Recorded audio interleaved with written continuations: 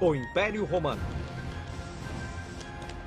Quando Júlio César assumiu o controle da cidade, passou a ser adorado pelo povo. Ele estava a caminho de ser o novo governante de Roma. Mas os senadores não gostaram nada dessa ideia, porque não estariam mais no comando. Então, organizaram uma conspiração e esfaquearam Júlio César até a morte nas escadarias em frente ao Senado. Até tu, Brutus.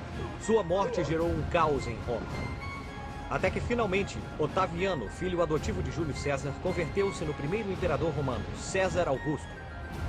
César Augusto assumiu o comando, deu fim a um século de guerras civis e inaugurou em Roma uma era de paz, prosperidade e grandeza imperial. Os romanos nunca se conformaram com o território que tinham. Sempre queriam mais e mais e mais.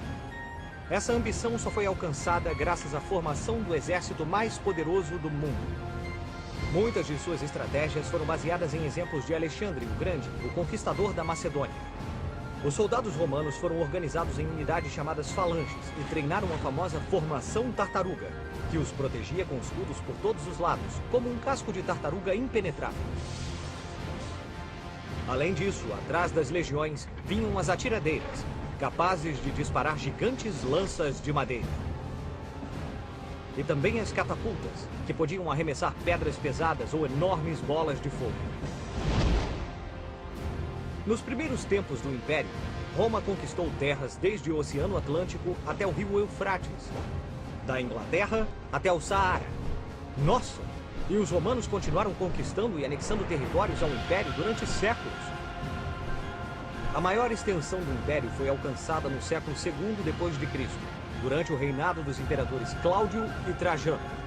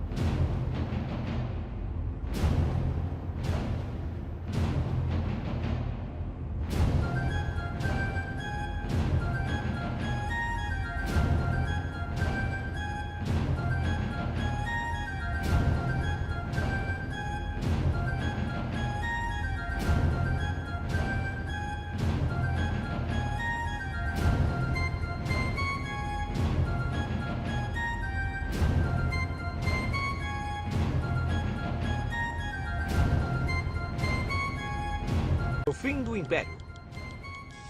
À medida que o Império Romano se expandia além de seus limites, muitos povos iam sendo conquistados e incorporados.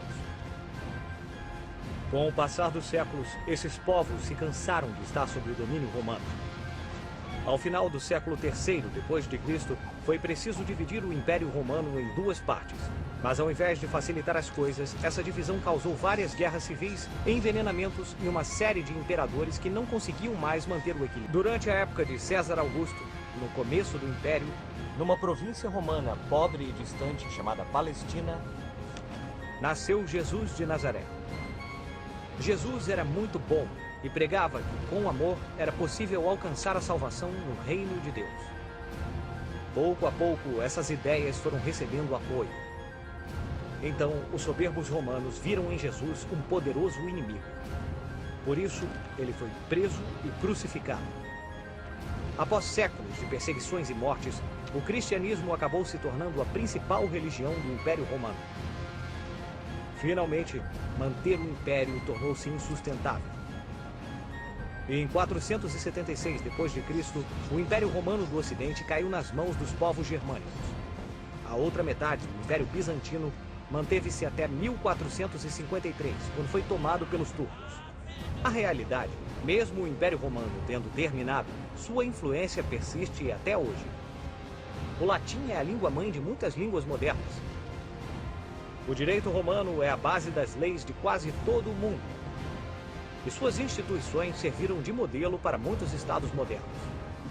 Ainda hoje, tão distante de seu antigo esplendor, Roma continua sendo a cidade para onde todos os caminhos levam.